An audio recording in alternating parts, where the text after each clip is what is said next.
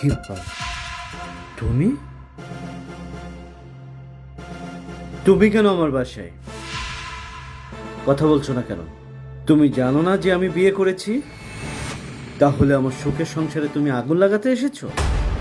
তুমি তো আমাকে ডিভোর্স দিয়েছো, তাহলে কেন এসছো? হ্যাঁ, তুমি তোমার মতো থাকো, আমাকে আমার মতো থাকতে দাও। আমার স্ত্রী যদি জানতে পারে আমার সংসারটাই ভেঙে যাবে। কোন মুখ নিয়ে তুমি আমার সামনে এসেছো? তুমি কি আরে মুক্তা, তুই এসেছিস? এই, তোমাকে বলেছিলাম না আমার ফ্রেন্ড আসবে। ও আমার ফ্রেন্ড মুক্তা। আর মুক্তা ও সৈকত, আমার হাজবেন্ড। চল তোকে ভিতরে নিয়ে যাই। আমি ওকে ভিতরে নিয়ে গেলাম, ঠিক আছে?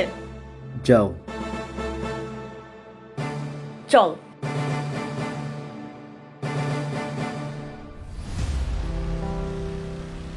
তোর যতদিন থাকতে ভালো লাগে তুই থাক। আমার তো কিছু কাজের জন্য আজ রাতেই ঢাকার বাইরে যেতে হবে। তোর যদি কোনো কিছুর প্রয়োজন হয় তুই সৈকতকে বলিস। জানিস ও অনেক ভালো মনের একজন মানুষ। আচ্ছা, তোদের মধ্যে কখনো ঝগড়াঝাটি লাগে না? ঝগড়া হবে কেন? শোন, পুরুষ মানুষ না বাইরে অনেক কষ্ট করে টাকা উপার্জন করে, আর টাকা উপার্জন করাটা না অনেক কঠিন। তাই ওদের মাথা তো একটু গরম থাকবেই। ওরা কত টেনশন নিয়ে থাকে। ও মাঝে মাঝে যখন রেগে যায় আমি চুপ থাকি। ওই পরিস্থিতিতে আমি কখনোই ওর মুখে মুখে তর্ক করি না। এভাবে জীবন চলতে পারে না। সারাদিন অফিস করে এসে এখন ল্যাপটপ নিয়ে বসছে। আমি আর পারছি না, আমি এভাবে আর সংসার করতে পারবো না। আমাকে একটু সময় দাও না, একটু শপিং এ নিয়ে যাও না। আমি তো মানুষ না, তোমার কি মনে হয় আমাকে? আরে আমিও তো একটা মানুষ না? তুমি কি মনে করো যে আমি সারাদিন ফুর্তি করি? আমি অফিসের কাজ করি, আবার বাসায় এসেও আমার অফিসের কাজ করতে হয়। আমি তো তোমাকে বলেছি যে আমার অফিসে একটা ঝামেলা যাচ্ছে, ঝামেলা গেলে আমি তোমাকে সময় দিব, সবকিছু। তোমার কি মনে হয় তুমি হাজবেন্ড হয়ে ওয়াইফের প্রতি কোনো দায়িত্ব পালন করছো? এই থামো। দেখো, আমি আর পারছি না। তোমার মতো একটা রোবটের সাথে না আমি সংসার করতে চাই না। আমি বাবার বাড়ি চলে যাব। ওইখান থেকে না ডিভোর্স লেটার আমি পাঠিয়ে দেবো। আর আমি যদি কখনো তর্ক করি তাহলে তো সংসারই টিকবে না। আচ্ছা, তোর ফ্যামিলি থেকে তোর বাবা মা কখনো পরামর্শ দেয়নি তোকে? না, কেন দিবে? আর দিলেও আমি নিব কেন? সংসারটা তো আমার, তাই না? আমার ভালো মন্দ তো আমারই বুঝতে হবে। শোন, এই পর্যন্ত যত স্ত্রী তার বাবার ফ্যামিলির কথা শুনেছে তাদের সংসার বেশি দিন টিকে না।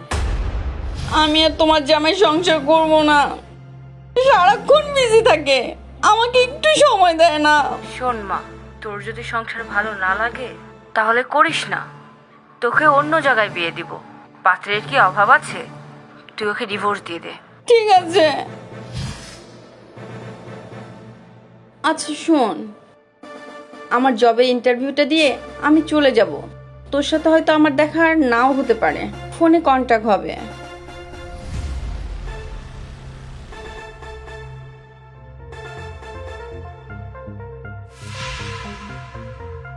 আমার এরকম লাগছে কেন? আমার হয়তো ওর সাথে একটু কথা বলার দরকার। যাই, ওর রুমে যাই।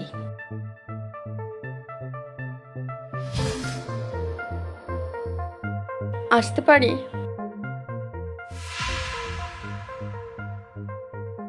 এসো। কিছু বলবে? হ্যাঁ, কিছু বলার ছিল। বলো, কি বলবে? আমি না আমার ভুলগুলো বুঝতে পেরেছি, যে স্বামীর উপরে কথা বলতে নেই। বিয়ের পরে বাপের বাড়ির পরামর্শ নিয়ে কখনো চলতে হয় না।